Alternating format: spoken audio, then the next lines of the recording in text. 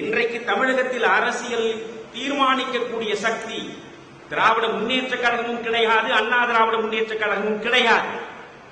இன்றைக்கு தமிழகத்தில் அரசியலை தீர்மானிக்கக்கூடிய சக்தியாக இருப்பது ஒன்று சாதி, இன்னொன்று மதம், மூன்றாவது பணம். இந்த மூன்று அசுர சக்திகள் தான் இன்றைக்கு இந்த தமிழ்நாட்டு தேர்தல் களத்தையே நிர்ணயித்துக் கொண்டிருக்கின்றன. உங்களுக்கு இதற்கான சான்று வேண்டும் என்றால் நாங்குநேரியையும் விக்கிரவாண்டியையும் எடுத்து பாருங்கள். நாங்குநேரியிலே போய் நின்ற திராவிட முன்னேற்ற கழகம் எதை கையிலே எடுத்தது? ஸ்டாலின் எந்தெந்த இடங்களுக்கெல்லாம் சென்றார்? விரிவாக நான் சொல்ல விரும்பவில்லை. சிறுபான்மை மக்களின் நம்பிக்கையை பெற்றால் போதும், நாம் நாங்குநேரியில் வெற்றி பெற்றுவிட முடியும் என்று ஸ்டாலின் நினைத்தார். அதனால் அவர் மதம் சார்ந்து அங்கே ஒரு அணுகுமுறையை உருவாக்கினார். நீங்கள் விக்கிரவாண்டியை பார்த்தால் விக்கிரவாண்டிக்கு அதே ஸ்டாலின் செல்கிறார். ஸ்டாலின் தான் இங்கே முதலில் சாதிய அரசியலை தொடங்குகிறார். திராவிட முன்னேற்ற கழகம் என்பது சமூக நீதிக்காக பிறந்த ஒரு இயக்கம், சமதர்ம சமத்துவ சமூகத்தை உருவாக்குவதற்காக உருவெடுத்த ஒரு இயக்கம் என்று பேசக்கூடிய அந்த இயக்கத்தில் இருக்கக்கூடிய ஸ்டாலின் வன்னியர்களுடைய வாக்குகளை பெறுவதற்காக விக்கிரவாண்டிக்கு சென்று வன்னியர்களுடைய வாக்கை தன் பக்கம் திருப்புவதற்கு நான் வன்னியர்களுக்கு உள்இட ஒதுக்கீடு கொடுப்பேன், மணிமண்டபம் கட்டுவேன் என்று வாயை திறந்தது யார்? ஸ்டாலின். அப்படி என்றால் திராவிட முன்னேற்ற கழகம் இன்று எதை நம்புகிறது? ஒரு பக்கம் மதத்தை நம்புகிறது, இன்னொரு பக்கம் சாதியை நம்புகிறது. அண்ணா திராவிட முன்னேற்ற கழகம் எதை நம்புகிறது? அது கோடி கோடியாக குவித்து வைத்திருக்கும் பண மூட்டையை மட்டுமே நம்புகிறது. அப்படி என்றால் இந்த சமூகத்தை சீரழித்துக் கொண்டிருக்கக்கூடிய இந்த சாதி, இந்த மதம், இந்த பணம் இன்னும் எவ்வளவு காலம் தமிழகத்தினுடைய தேர்தலை நிர்ணயிக்கப் போகிறது? நீங்கள் தான் முடிவு செய்ய வேண்டும். நீங்கள் தான் முடிவு செய்ய வேண்டும். நான் கேட்கிறேன், பாரதிய ஜனதா கட்சி எந்த மாநிலத்தில் தேர்தல் பிரச்சாரத்தில் ஈடுபட்டாலும் மோடி அவர்கள் சென்று பேசுகிற முதல் வார்த்தை என்ன தெரியுமா? ஊழலை ஒருபோதும் நாங்கள் சகித்துக் கொள்ள மாட்டோம். ஒருபோதும் பாரதிய ஜனதா கட்சி ஊழலை சகித்துக் கொள்ளாது என்று சொல்லுகிற நீங்கள் இந்த அண்ணா திராவிட முன்னேற்ற கழக ஆட்சியை 2 ஆண்டுகளுக்கு மேல் எப்படி சகித்துக் கொண்டிருக்கிறீர்கள் என்றுதான் நான் கேட்கிறேன். எப்படி நீங்கள் சகிக்கிறீர்கள்? இதைவிட ஒரு மோசமான ஆட்சி இந்த தமிழ் மண் இனி பார்க்க போகிறதா? ஒவ்வொரு நாளும் கோடிக்கணக்கில் கொள்ளையடிப்பதற்காகவே அமைச்சர்களிடத்தில் அமர்ந்திருக்கிறார்கள் இவர் என்று பகிரங்கமாக நான் குற்றம் சாட்டுகிறேன். என்னை நீதிமன்றத்தில் கொண்டு போய் நிறுத்துங்கள், என் மீது வழக்கு தொடுங்கள், முடிந்தால் செய்து பாருங்கள், நான் வந்து நிரூபிக்கிறேன். ஆட்சியா நடக்கிறது? இந்த ஆட்சியை பாரதிய ஜனதா கட்சி மேலிருந்து பார்க்கிறதே எப்படி? பாரதிய ஜனதா கட்சி வளர வேண்டும் என்றால் தன்னுடைய தார்மீக சக்தியை வைத்து வளர வேண்டும். உங்களுடைய தியாகத்தை, உங்களுடைய தன்னல துறப்பை, உங்களுடைய லட்சியத்தை இந்த மண்ணில் விதைத்து விருட்சமாக மாற்ற பாருங்கள். இன்னொருவன் முதுகிலே ஏறி அமர்ந்து எப்படியாவது பதவிகளை அனுபவிக்க வேண்டும் என்று நீங்கள் ஆசைப்பட்டால் உங்களுக்கு எதற்கு இங்கே ஒரு தனி கட்சி? எதனாலே இந்த அண்ணா திராவிட முன்னேற்ற கழக ஆட்சி இன்று வரை நீடித்துக் கொண்டிருக்கிறது? நான் கேட்கிறேன். இதைவிட ஒரு மலினமான ஆட்சி உண்டா? சரி, ஒரு பக்கம் அண்ணா திராவிட முன்னேற்ற கழக ஆட்சி இப்படி நடக்கிறது, இது நீக்கப்பட வேண்டும் என்பதில் மாற்று கருத்தில்லை. ஸ்டாலின் அவர்கள் எங்கு சென்றாலும் பேசுகிறார். இந்த ஆட்சி எப்படிப்பட்ட ஆட்சி தெரியுமா? Collection, corruption, commission.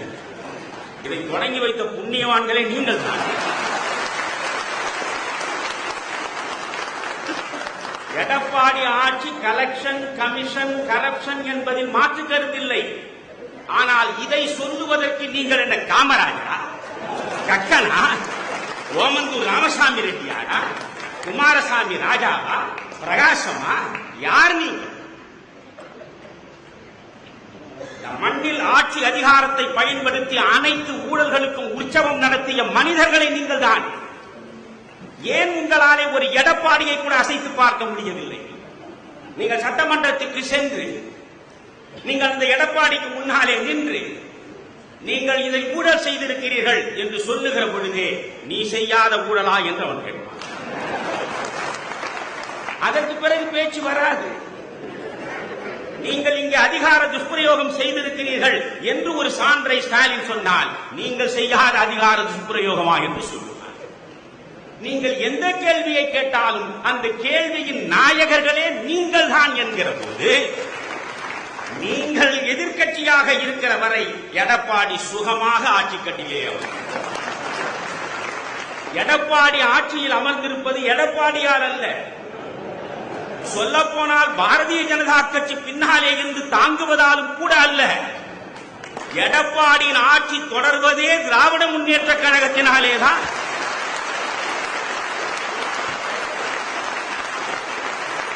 நினைந்து பாருங்கள், இந்த ஆளுங்கட்சிக்கு எதிராக சத்தியமே வடிவாய், சுத்த சுய பிரகாசமாய், ஒழுக்கம் சார்ந்து, அறம் சார்ந்து ஒரு கட்சி இருந்திருந்தால் 10 நாள் இந்த ஆட்சி நீடித்திருக்கிறார். எனவே 2 பக்கமும் திருடர்கள். இந்த 2 பக்கமும் உங்களுக்கு எனக்குள்ள வருத்தம் என்று தெரியுமா? அரசியல் சாக்கடையாகிவிட்டது. இந்த சாக்கடையின் நாற்றத்தை நீங்கள் பொறுத்துக் கொள்கிறீர்கள் நான் சொல்ல மாட்டேன். இந்த நாற்றம் உங்களுக்கு பழகிவிட்டது. இந்த நாற்றம் உங்களுக்கு பழகிவிட்டது என்பது கூட முக்கியமல்ல, இந்த நாற்றம் தான் உங்களுக்கு பிடித்திருக்கிறது. இல்லை என்றால் எந்த தேர்தல் வந்தாலும் திமுக அதிமுக இரண்டுக்கும் இடையிலே தானே நீங்கள் வாக்குகளை வழங்குகிறீர்கள்.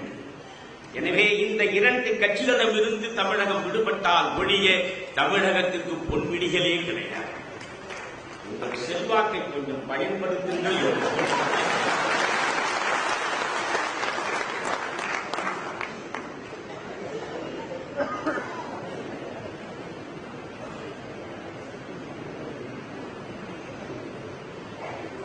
துக்ளக்கிகளுக்கு ஆசிரியராக இருக்கிறீர்கள். மிகச்சிறப்பாக உங்களுடைய எண்ணங்களை அற்புதமாக நீங்கள் வழங்குகிறீர்கள். ஒரு விழிப்புணர்வை உருவாக்குகிறீர்கள். எல்லாம் சரி. ஆனால் நீங்கள் செய்யக்கூடிய இடத்தில் இருக்கிறீர்கள். என்னை போல் எந்த விதமான அதிகாரமும் அற்று புலம்பக்கூடியவனாக நீங்கள் இல்லை. நீங்கள் செய்யக்கூடியவராக இருந்து கொண்டு செய்யாமலே இருக்கிறீர்களே, அதை விட குற்றம் வேறு எதுவுமே கிடையவே கிடையாது.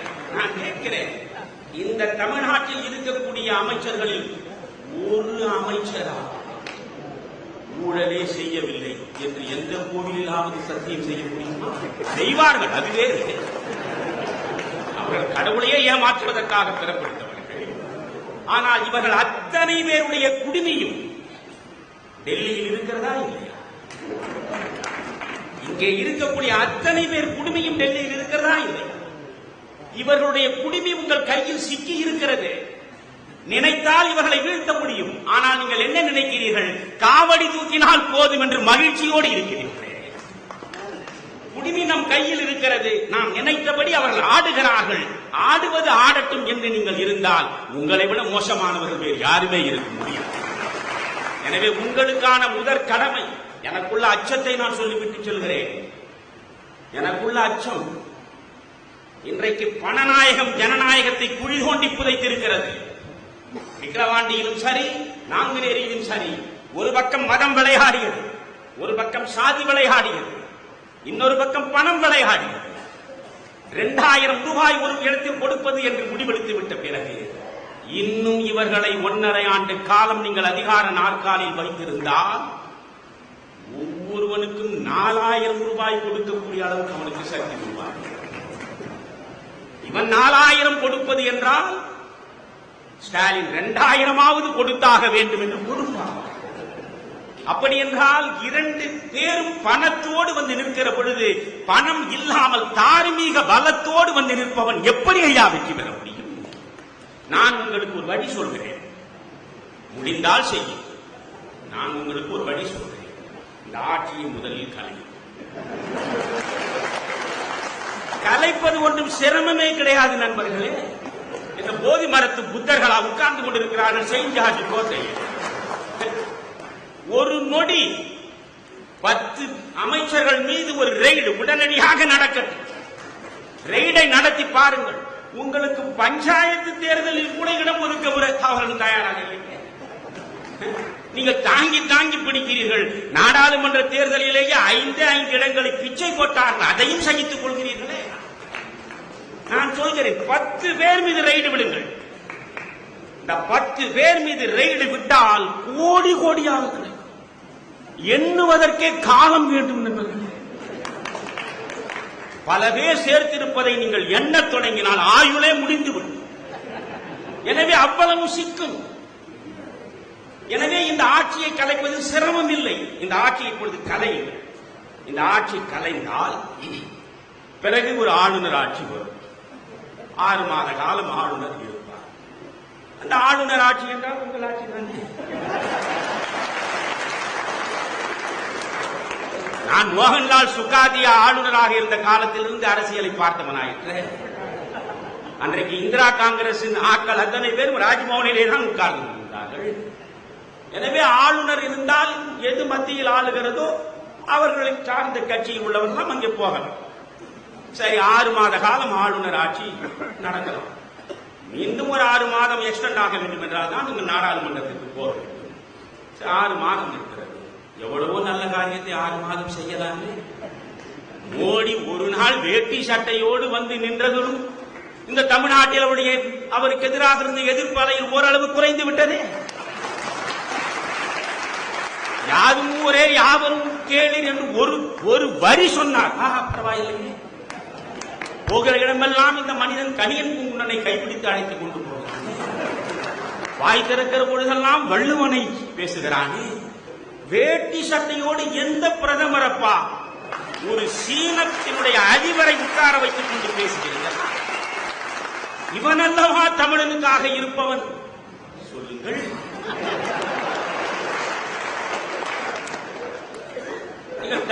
தமிழிசையை பற்றி பாண்டே பேசுகிறார். பாண்டே அற்புதமான பாண்டேவை பார்க்கிற பொழுதுதான் எனக்கு திருவிளையாடல் வசனம் தான். கேள்வி கேட்டே பெயர் பெற்றவர்கள் என்று பல பேர் உண்டு நாகே சொல்வார். அதை ஒழுங்காக தமிழ்நாட்டில் செய்து தனக்கென்று ஒரு பெரிய ரசிகர் வட்டத்தையே உருவாக்கி கொண்டார் பாண்டே. பாண்டேவனுடைய சிறப்பு என்ன? நான் பல நேரங்கள் பாண்டேவிடம் உட்கார்ந்து பேட்டி கொடுத்திருக்கிறேன். பாண்டே என்னிடமே சொல்லியிருக்கிறார், ஐயா, நீங்கள் ஒருவர் தான் வந்து என்னிடம் உட்கார்ந்து விட்டு போகிற பொழுது அக்னி பிரவேசம் செய்த பின்னாலும் சிதையாமல் எடுத்த சீதை போலவே செல்கிறீர்கள். நான் சொன்னேன், அதில் ஒன்று பெரிய செய்தி இல்லை. நான் வாழ்க்கையை சுத்தமாக நடத்துகிறேன், வார்த்தையை சுத்தமாக வைத்திருக்கிறேன், வழியை சுத்தமாக வைத்திருக்கிறேன். எல்லாமே தெளிவாக இருக்கிற பொழுது எந்த கேள்விக்கும் நான் அஞ்ச வேண்டிய அவசியம் இல்லை. எந்த கேள்வியும் எவரும் கேட்கலாம் என்ற துணிவோடு தான் வந்து உட்கார். சரி, இருக்கட்டும். பாண்டேவுக்கு ஏன் அந்த பெருமை? பாண்டேவிடம் ஸ்லாண்டிங் சார்பு தன்மை கிடையாது. வந்து உட்காரக்கூடியவனுக்கு ஏற்றார் போல கேள்விகளை கேட்டு அவர்களுக்கு முதுகு சொரிந்து கொடுக்கிறார் போல அந்த பேட்டியை நடத்தக்கூடிய மனிதன் இல்லை பாண்டே. அதுதான் அவருக்கான பலம். இப்பொழுது நான் முடிக்கிறேன். ஏனென்றால் நான் பேசுவது பெருதல்ல, செயல் செயல் உருமூர்த்தி செய்ய வேண்டும் என்று. ஆனால் 6 மாத காலம் உங்களுக்கு நான் சொல்கிறேன், தயவு செய்து ஆளுநர் ஆட்சியை கொண்டு வாருங்கள். 6 மாத காலம் கான்ஸ்டிடியூஷன் அரசியலமைப்பு சட்டப்படியே நீங்கள் உட்கார்ந்து கொண்டிருக்கலாம். நல்லதையெல்லாம் செய்யுங்கள், ஒவ்வொன்றாக செய்யுங்கள். எவையெல்லாம் தமிழனுக்கு எதிரானவையோ, எவையெல்லாம் தமிழ் சமூகத்தின் வாழ்வாதாரத்தை சிதைக்கக்கூடியவையோ, எவையெல்லாம் நிலம், நீர், காற்று, நெருப்பு, ஆகாயம் என்ற பஞ்ச பூதங்களையும் மாசுபடுத்துகின்றனவோ அவற்றையெல்லாம் அழித்து ஒழித்து இந்த தமிழ் சமூகத்திற்கு ஒரு நல்ல விடுதலையை உங்கள் 6 மாத காலத்தில் கொடுத்து பாருங்கள். நீங்கள் கொடுத்த அடுத்த நிமிடம், ஆட்சியை விட்டு விழுந்த அடுத்த கணக்கிலேயே இதுவரை சேர்ந்ததை மூட்டை கட்டுமானே தவிர அடுத்த தேர்தலில் செலவழிக்க வரமாட்டேன். இதுவரை சேர்ந்ததே போதும், 100 தலைமுறைக்கு தகும். நீ அடுத்து ஒரு தேர்தல் வந்தால் நிற்பார்கள். அண்ணா திராவிட முன்னேற்ற கழகம் களத்தில் நிற்கும். ஆனால் எவனும் காசு செலவழிக்க மாட்டான். எவனும் 2000 4000 என்று கொடுக்க மாட்டான். காரணம், தோற்க போவது நிச்சயம். இது காசை ஏன் இழப்பானே? காசை பதுக்கி விட்டோம். வாக்களித்தால் வாக்களிக்கட்டும், வாக்களித்தால் வெற்றி பெறலாம், இல்லை என்றால் காசோடு சுகங்களை அனுபவிக்கலாம் என்று அவர்கள் காசு இறக்க மாட்டார். அவர்கள் காசை இறக்கவில்லை என்ற செய்தி கிடைத்த அடுத்த கனவே அறிவாலயத்தில் அத்தனை நன்றாக அவர் காசை இறக்க மாட்டார். அப்படி என்றால் அண்ணா திராவிட முன்னேற்ற கழகம் தோற்றுவிடும் என்கிற காரணத்தினால் இருக்கிற பணத்தை தக்க வைத்துக் கொள்வதற்காக காசை இறக்காது. அதிமுக வாக்காளர்களுக்கு காசு அளிக்கவில்லை என்ற அந்த கணக்கிலேயே திமுகவும் பணத்தை கொண்டு வந்து கொடுக்காது. ரெண்டு பேரும் பணம் கொடுக்காத நிலையில் ஜனநாயகத்தை மட்டுமே நம்பி நிற்கக்கூடிய ஒரு புதிய கட்சி அங்கே போய் நின்றால் எளிதாக அவர்கள் வெற்றி பெறும், எளிதாக வெற்றி பெறும். எனவே நீங்கள் இதை செய்யாமல் நீங்கள் திருடனுக்கு பக்கத்தில் நின்று கொண்டே பாலுக்கும் காவல் பூனைக்கும் தோழன் என்று சொல்லிக் கொண்டிருந்தால் சரியில்லை. இப்பொழுது மராட்டிய மண்ணில் நடந்தது கூட சரியில்லை. நீங்கள் என்ன செய்திருக்க வேண்டும்? அவர் 3 பேரும் கம்ஃபர்டபிள் மெஜாரிட்டி இருக்கிறது. பாரதிய ஜனதா கட்சியை தள்ளிவிட்டு சிவசேனாவும் சரத்பவாருடைய என்சிபியும் அதற்கு பிறகு காங்கிரசும் சேர்ந்தால் அவர்கள் ஆட்சி அமைப்பதற்கான பெரும்பான்மை தானாக இருக்கிறது. ஆள விட வேண்டும். நீங்கள் ஆளுகிற 6 மாதத்திற்குள்ளாகவே தானாகவே அவர்கள் விழுவார். ஏனென்றால் சிவசேனைக்கும் சரத்பவாருக்கும் என்ன கொள்கை உடன்பாடு, சிவசேனைக்கும் காங்கிரசுக்கும் என்ன லட்சிய உடன்பாடு? இதைவிட அசிங்கமான சந்தர்ப்பவாத அரசியல் வேறு ஏதாவது இருக்க முடியுமா? முடியாது. அந்த அசிங்கமான சந்தர்ப்பவாத அரசியலை அரங்கேற நீங்கள் அனுமதித்திருக்க வேண்டும். அது தானாக விழுந்திருக்கும். அதற்கு பிறகு அந்த நாற்காலி உங்களை தானாகவே தேடி வந்திருக்கும். அதுவரை பொறுத்திருக்க வேண்டும். இரவு படுக்க போகிற பொழுது உத்தவ் தாக்கரே முதலமைச்சர் என்று நினைத்துக் கொண்டு படுத்தார். காலையில் விழிக்கிற பொழுது பட்னாவிஸ் முதலமைச்சர் என்று வந்துவிட்டிருந்தார். சாதனையாக ஜனநாயகத்திற்கு நடந்திருக்கக்கூடிய சோதனை. இது போன்ற சோதனைகள் நடக்குமானால் பிறகு நீங்கள் காங்கிரஸ் கட்சிக்கும் உங்களுக்கு என்ன வேறுபாடு? 1977 ஜனதா கட்சி ஆட்சிக்கு வந்த அடுத்த கணமே 9 மாநிலங்களில் காங்கிரஸ் ஆண்ட அத்தனை மாநிலங்களிலும் ஆட்சியை கவிழ்த்தது. 356வது சட்டத்தை பயன்படுத்தி ஆட்சியை கவிழ்த்தார்கள். அவர்களுக்கான அலையை பயன்படுத்தி அந்த 9 மாநிலங்களிலும் ஜனதா கட்சியை மீண்டும் ஆட்சி அதிகாரத்துக்கு வந்து சேர்ந்தது. அடுத்து 1980 இந்திரா காந்தி வந்தார். வந்த இந்திரா காந்தி எந்த ஆயுதத்தை ஜனதா கட்சி எடுத்ததோ அதே ஆயுதத்தை எடுத்தார். நண்பர்களே, சட்டத்தை வளைப்பது என்பது இந்திரா காந்திக்கு புதிதல்ல. எனவே அவர் எளிதாக ஜனதா கட்சி இருந்த 9 மாநிலங்களில் உள்ள எம்ஜிஆரோடு சேர்த்து அனுப்பி வைத்தார். எனவே ஒரு தவறை நீங்கள் செய்கிற பொழுது அடுத்து வருபவர்கள் அந்த தவறை செய்யக்கூடிய துணிவு கிடைக்கிறது. அந்த நேரத்தில் அந்த தவறை சுட்டிக்காட்டுகிற தார்மீக தகுதியை நீங்கள் தானாகவே இழந்து விடுகிறீர்கள். எனவே தார்மீக தகுதியோடு பாரதிய ஜனதா கட்சி இந்திய அரசியலை நடத்த வேண்டும் என்பது ஒன்று. மறந்தும் இந்த தமிழ்நாட்டில் இந்த ஆட்சியை நீடிக்க விடாமல் செய்ய வேண்டியது தமிழர்களுக்கு நீங்கள் செய்ய வேண்டிய இந்த கடமையை மட்டும் நீங்கள் செய்யுங்கள். அதற்கு பிறகு நீங்கள் வேறு விடுகிறீர்களா இல்லையா பாருங்கள். நன்றி.